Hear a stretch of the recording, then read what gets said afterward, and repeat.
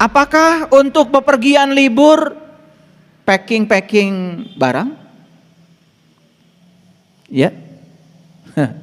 Mau ke Bali, oh pasti 2-3 hari sebelum ke Bali udah nggak bisa tidur. Betul nggak? Packing barang luar biasa.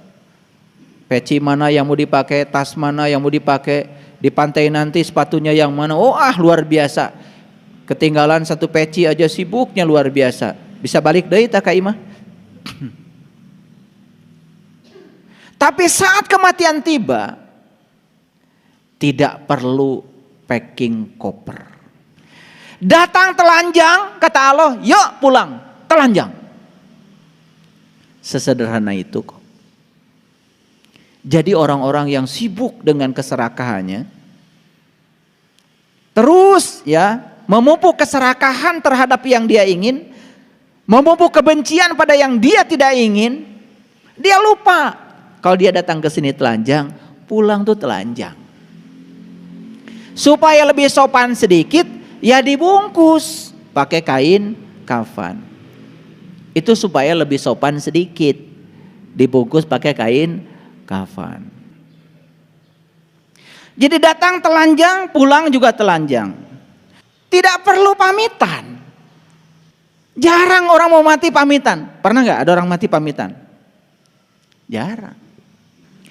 Tidak perlu dan tidak bisa pamitan pada siapapun. Entah tugasnya sudah selesai, entah tugasnya belum selesai, gak ada waktu pamitan. Pertanyaan besarnya sekarang, kemana jiwa pergi? Itu pertanyaan besarnya. Kemana arwah ini pergi? Karena kalau jiwa sudah keluar dari tubuh kan ganti nama juga. Namanya arwah. Nah, kemana arwah ini perginya? Ini pertanyaan. Kalau tadi mau berangkat ke Bali, jelas pesawatnya, jelas di Balinya berapa lama. Tapi mati, ini jiwa kemana perginya? Pernah gak mikir? Maka di Quran kenapa ada kata-kata begini? Ketika nyawamu sampai di kerongkongan, pada saat itu kamu harus melihat. Aku lebih dekat kepadamu, tetapi kebanyakan manusia tidak melihat. Itu kan diabadikan dalam Quran surat Al-Waqiah itu.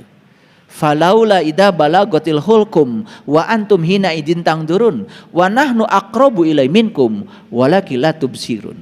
Walakin la tubsirun, dan kebanyakan manusia la tubsirun, kebanyakan manusia enggak tahu jalan.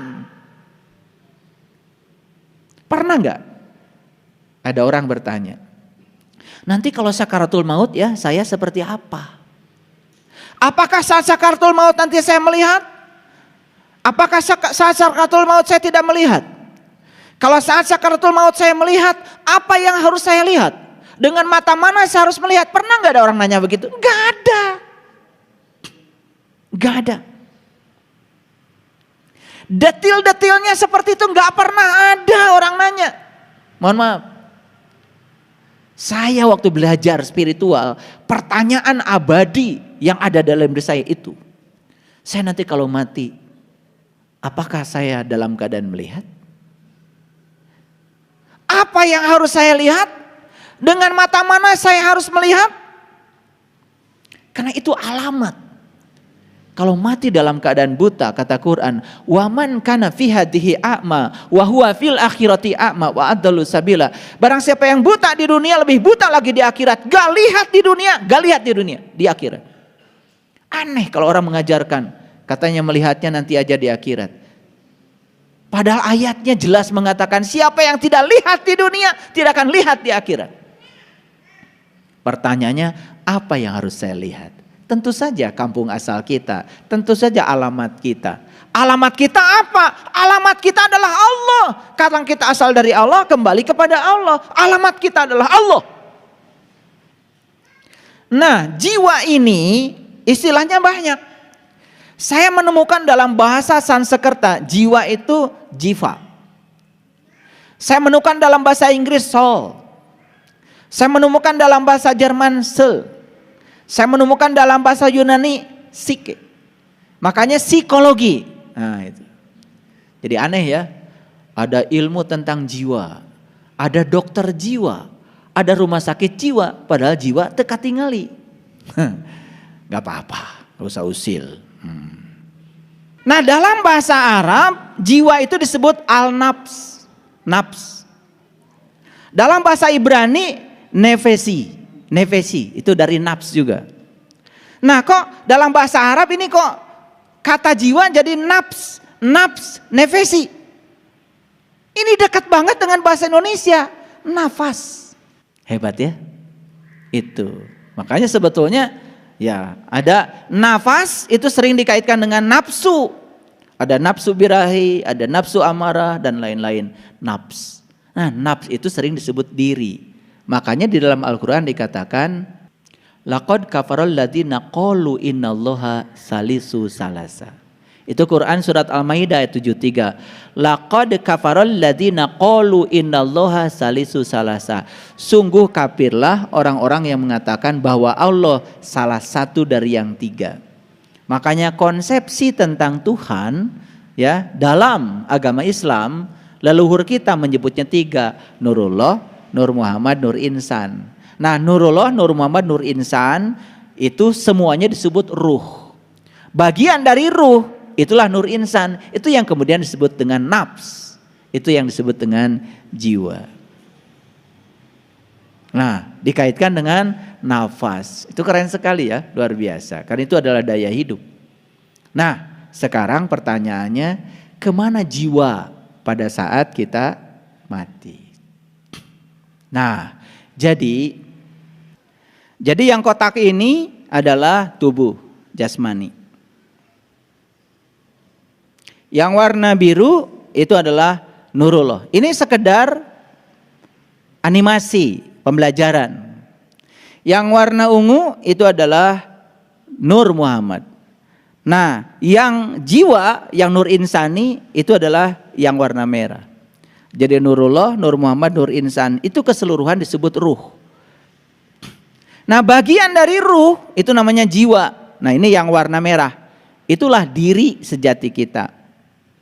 Itu nafs, itu diri. Makanya ruh dengan nafs dalam Quran berbeda. Jadi sejarahnya begini. Ketika di kandungan ibu, nah di kandungan ibu ya, ada jasmani, ya. Nah, setelah jasmani itu selesai dibangun dengan sempurna, kata Allah dalam Quran, aku tiupkan ruhku. Nah, tetapi yang ditiupkan saat itu cuma dua. Satu Nur Insan, dua adalah Nurullah. Nur Muhammadnya belum. Tidak perlu wasilah di luar. Nah, Nur Muhammad itu kapan masuknya? Itu tepat pada saat kepala nongol. Nah, begitu lahir ke alam dunia, tubuh jasmani sudah sempurna seperti ini, ruh sudah ditiupkan lengkap. Ada Nurullah, Nur Muhammad, Nur Insan. Nah, pada saat kita tidur seperti ini, nah, Nur Insan itu keluar.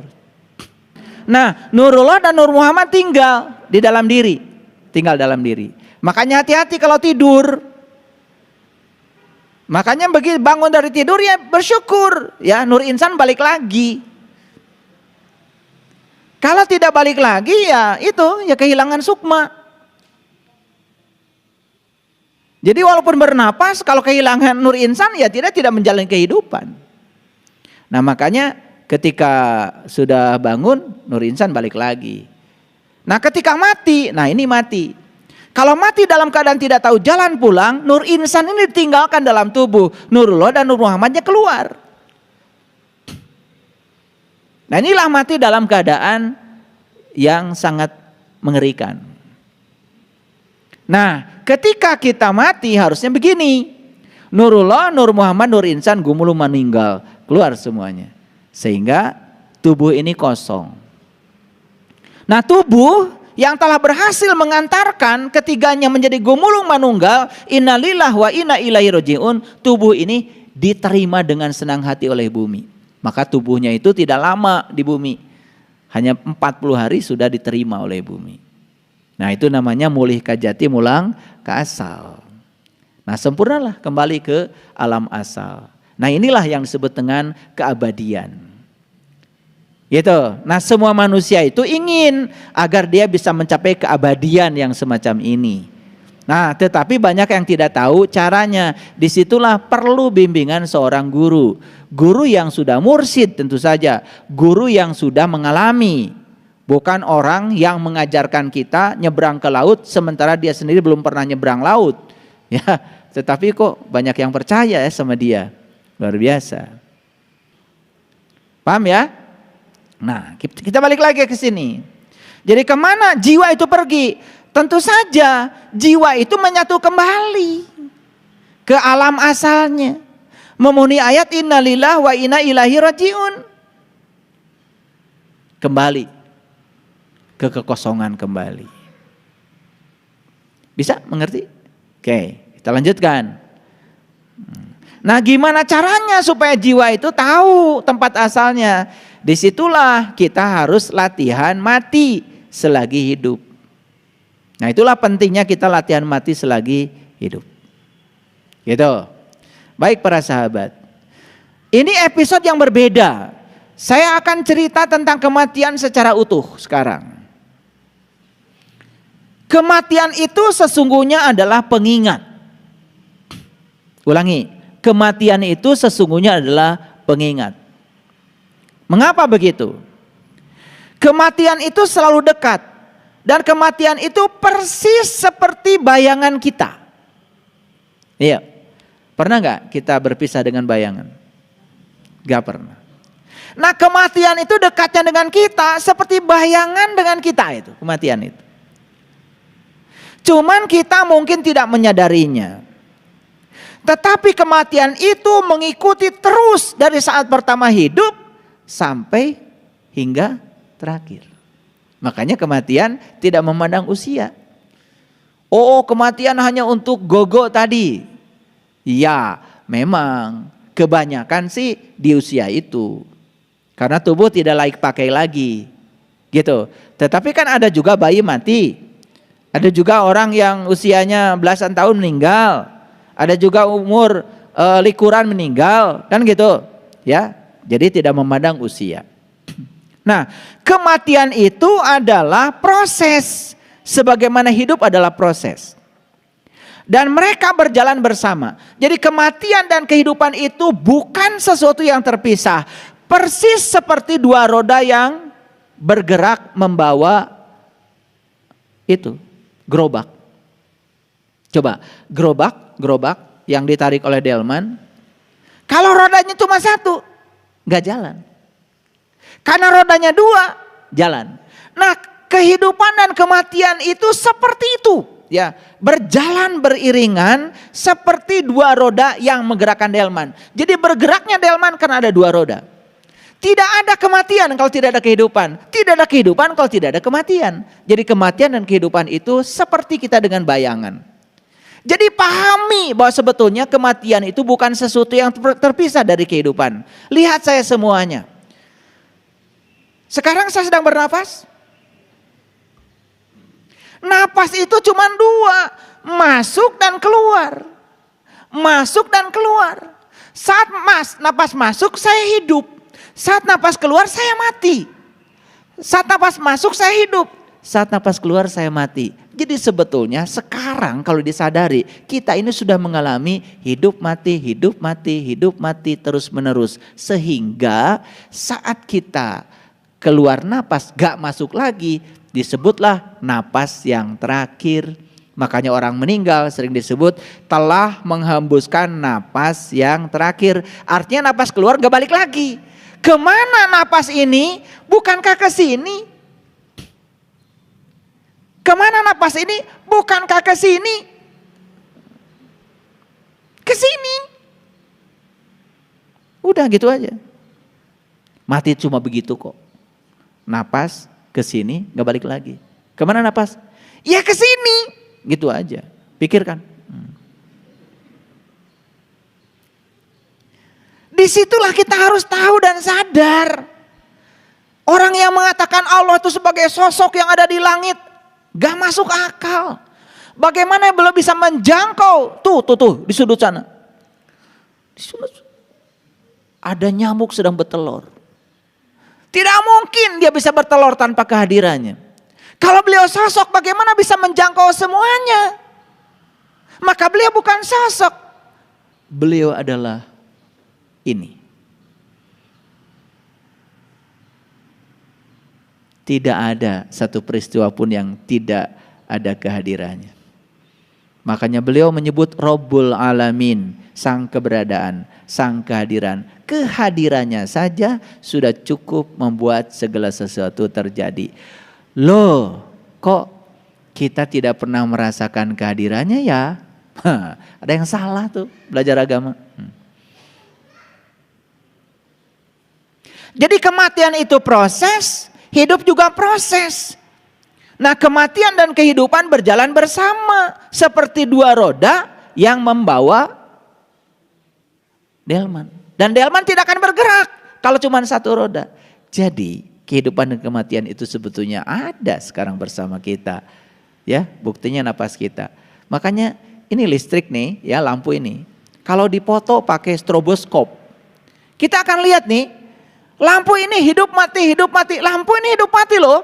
Saking terlalu cepatnya kita tertipu. Seakan-akan lampu ini hidup terus. Padahal tegangan PLN itu adalah dari 0 naik ya 220 akar 2. Turun 220 akar 2. Naik lagi 220 akar 2. Itu namanya tegangan maksimum minimum. Peak to fix. Jadi kadang-kadang 0. Kadang-kadang naik. Disebutnya juga arus bolak-balik. Bukan arus searah. Karena bolak-balik berarti tegangannya itu suka bolak-balik. Polaritas listriknya di dalam pembangkit generator itu bolak-balik. Ngerti apa tidak? Pasti nggak ngerti. Oleh itu nggak usah dipikirin. Kalian nggak belajar. Pusing kalau dengar saya ngomong fisika, ya. Nggak usah. Pokoknya saya yakinkan kalau listrik ini hidup mati. Cuman frekuensinya 50 Hz di Indonesia. Di Amerika lebih keren lagi. Frekuensinya 60 Hz. Artinya frekuensi 60 Hz itu apa artinya? Dalam 1 detik itu terjadi hidup mati 60 kali. Saking cepatnya kita merasa hidup saja. Itu tipuan. Nah, sama seperti napas kita, saking cepatnya kita ngerasa hidup terus. Padahal kita hidup mati. Cuman karena tidak disadari, kita tidak pernah menyadari kalau kita sekarang sudah mengalami hidup mati. Baru sadar kalau nanti gak balik lagi. Itulah pentingnya kita belajar hening. Yuk, yang belum belajar sholat khusyuk, ikut belajar sholat khusyuk. Gimana caranya sholat dalam keheningan? Enak. Karena kita semua dengan kesadaran penuh, berdenyut berdetak di pusat kesadaran murni kita. Jadi kesimpulannya, hidup tidak bisa ada tanpa kematian. Kematian juga tidak ada tanpa kehidupan. Ulangi ya, hidup tidak bisa ada tanpa kematian. Jadi kalau begitu kematian juga tidak ada tanpa kehidupan. Paham sampai sini? Oke, baik. Siapa yang menginginkan kehidupan dan siapa yang suka menolak kematian? Tahu? Siapa? Pikiran. Yang suka menginginkan kehidupan terus dan menolak kematian itu siapa? Pikiran. Apakah pikiran diri kita yang sebenarnya? Bukan. Kita itu bukan pikiran, kita juga bukan tubuh. Kita yang sebenarnya adalah kesadaran.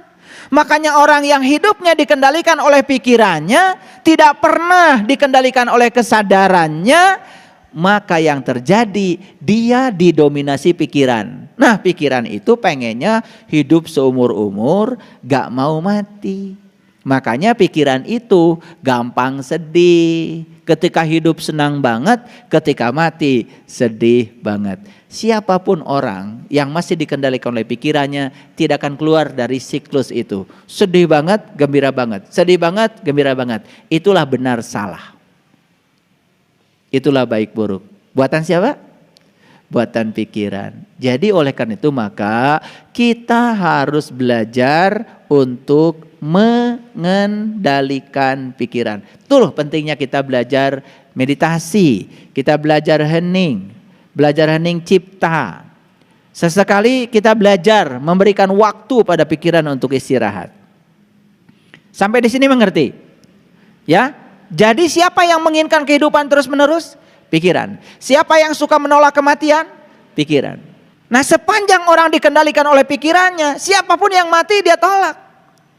Maka keluarlah bahasa-bahasa yang aneh-aneh. Innalillahi wa inna ilaihi raji'un. Turut berduka cita. Siapa yang berduka cita? Pikiran. Apakah itu dirimu? Bukan, itu diri palsumu. Kalau orang yang berkesadaran, gak gitu doanya. Semoga almarhum almarhumah pulang dengan sempurna dalam liputan cahayanya yang agung. Memenuhi ayat innalillahi wa inna ilaihi rajiun, asal dari Allah kembali kepada Allah. Jadi orang yang cerdas itu cara berdoanya juga beda. Nah, ketika seseorang itu menolak kematian, berarti dia sedang bertentangan dengan hukum alam. Keinginan untuk hidup terus ternyata bukan hanya dimiliki manusia. Hampir semua makhluk hidup ingin hidup terus. Sebetulnya pohon itu takut mati. Pernah ngobrol sama pohon? Takut mati. Makanya pohon itu suka ngomong, tolong dong saya disiram. Suka dengar gak pohon ngomong begitu?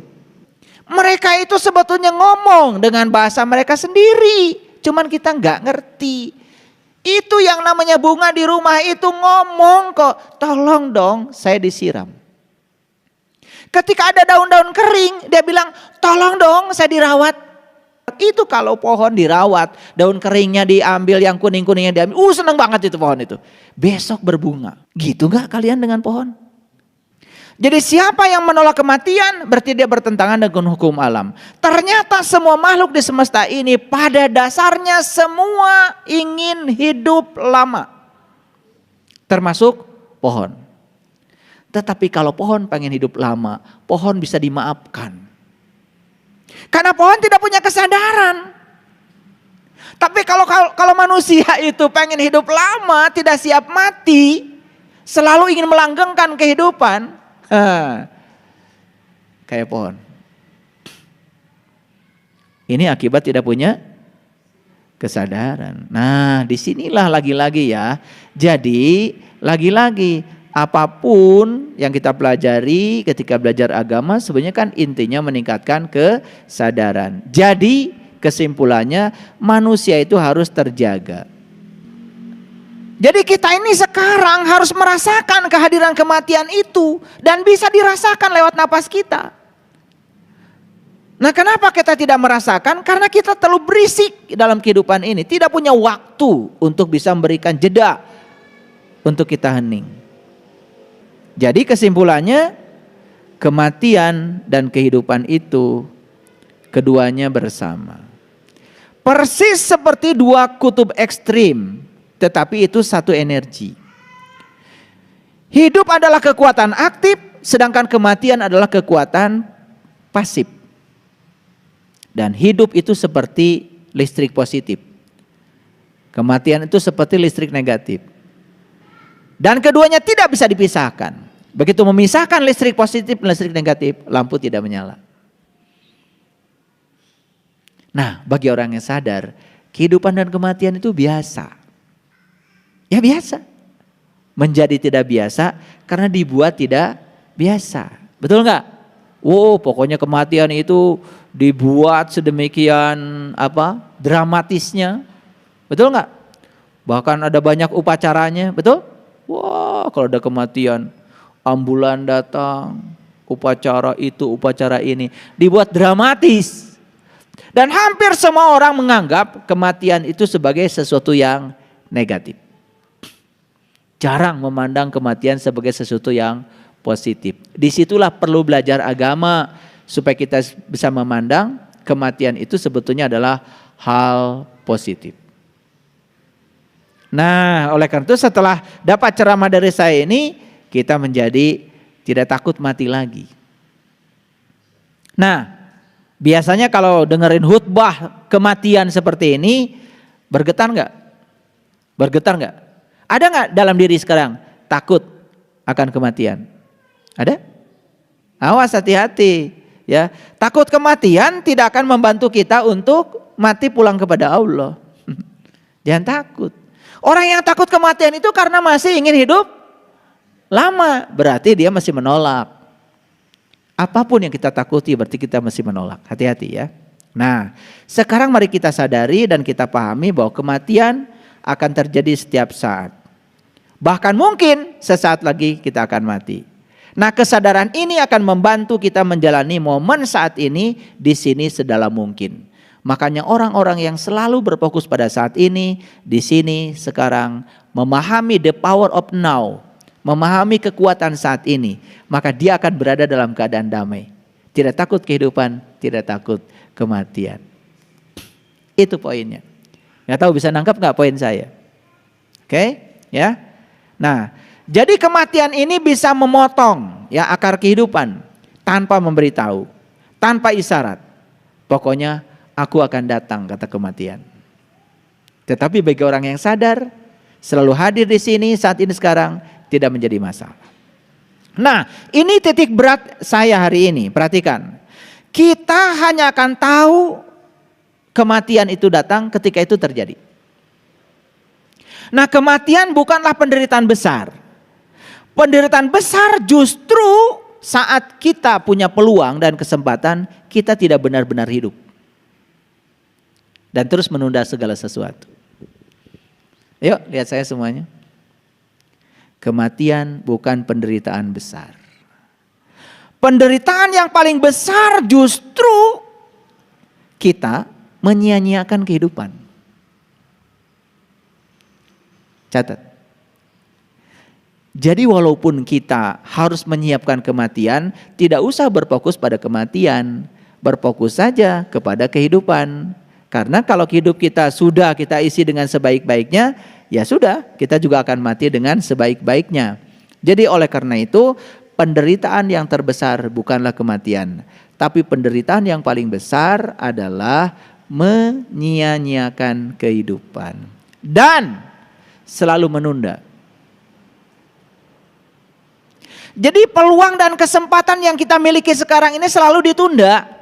Yuk, sekarang saya nanya, para sahabat, apakah para sahabat sekarang bisa berbuat baik? Adakah peluang sekarang di tangan kita, kesempatan untuk berbuat baik? Tetapi apakah kita melakukannya? Menunda padahal saat ini kita punya peluang dan kesempatan untuk bisa melakukannya. Dan Allah sedang memberikan kontrol kepada kita untuk melakukannya. Kita tidak melakukannya. Sekarang mengerti penderitaan paling besar apa? Jadi penderitaan yang paling besar bukan kematian.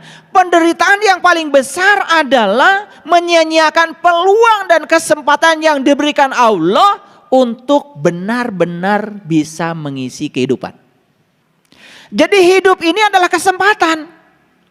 Kalau begitu kematian apa? Kematian itu ujungnya. Tetapi walaupun kematian ujungnya, kematian itu tidak disebut sebagai akhir kehidupan. Tapi kematian adalah puncaknya kehidupan. Jadi jika kita memahami kematian, hidup akan menjadi intens. Di situ akan lahir yang namanya totalitas. Jadi rasa takut tidak akan pernah membantu sama sekali. Karena ketakutan justru akan mengaburkan pikiran. Tidak pernah ada pemahaman yang lahir dari rasa takut. Ini agak berat kata-kata saya. Tidak pernah ada pemahaman yang lahir dari rasa takut. Jadi orang yang takut akan kematian, justru rasa takutnya menghalangi pemahaman dia tentang kematian itu sendiri. Jadi ketika dia tidak paham kematian itu apa yang terjadi? Yang terjadi semakin takut akan kematian.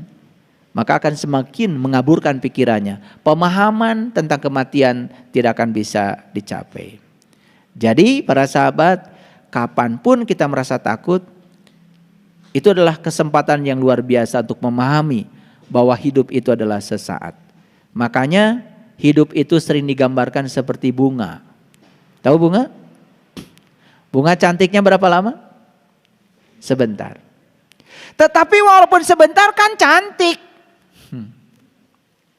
Bunga itu hanya sebentar harumnya. Tapi walaupun cuma sebentar kan harum.